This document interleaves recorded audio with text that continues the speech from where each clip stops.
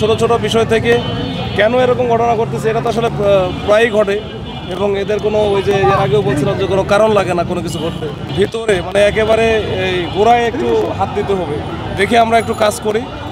একেবারে কলেজের কর্তৃপক্ষ যারা আছে তাদের সাথে যোগাযোগ করে তাদের ছেলেপেলে যেন যার যার কলেজে চলে যায়, আর এইখানে যেন রাস্তাঘাটে আর যেন কোনো ধাওয়া পাল্টাতার ঘটনা না ঘটে। আমরাও মোটামুটি কঠোর অবস্থানে আছি এখন পর্যন্ত।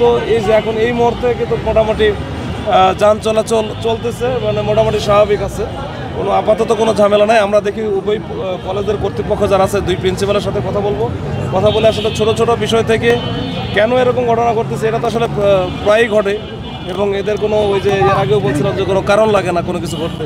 সবাইকে নিয়ে বসেছিলাম, এখন আবারও প্রয়োজন হলে আবারও বসতে হবে। বসে এটার আসলে ভিতরে মানে একেবারে এই গোড়ায় একটু হাত দিতে হবে, দেখে আমরা একটু কাজ করি। মাঝে মাঝে হচ্ছে এটা সাধারণ মানুষের ভোগান্তির শিকার হচ্ছে।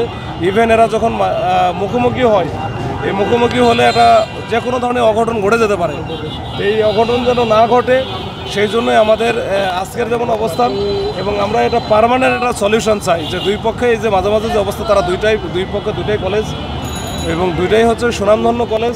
এই কলেজের স্টুডেন্টরা যেন নিজেদের মধ্যে মারামারি বা কোনো একটা ঘটনায় বড় ধরনের অঘটন যেন না হয়, এই ব্যবস্থাটা আমরা চেষ্টা করতেছি, আমরা নিব। আজকে আসলে কি কারণে হয়েছে এটা এক্সাক্ট আমি যতটুকু বুঝেছি, আরও 2-3 দিন আগের ঘটনা। উদ্ভাস কোচিং সেন্টারে মনে হয় উভয় কলেজের স্টুডেন্টরা হয়তো বা কোচিং করে, এখন ওইখানে কোনো একটা বিষয় নিয়ে তাদের মধ্যে হয়তো ঝামেলা ছিল।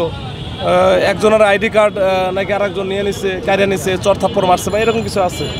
তো এটা আসলে যারা ওইখানে ছিল এরা ছাড়া আসলে আমরা বলতে পারবো না, ওদের কাছ থেকেই শুনতে হবে যে এইরকম একটা ঘটনা থাকে। কিন্তু তারা যে গতকাল না পরশু দিন মনে একটু ছিল, উত্তেজনা ছিল। তো আমরা মনে করছিলাম ওইখানে শেষ, কিন্তু আজকে থেকে নতুন করে আবার শুরু হয়েছে।